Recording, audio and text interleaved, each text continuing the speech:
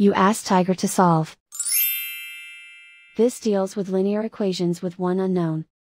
The final result is x equals -7/11. Let's solve it step by step. Simplify the expression.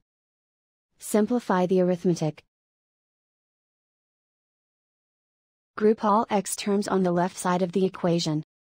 Subtract 18x from both sides. Simplify the arithmetic. Group like terms. Simplify the arithmetic. Isolate the x. Divide both sides by -11. Cancel out the negatives. Simplify the fraction. Move the negative sign from the denominator to the numerator.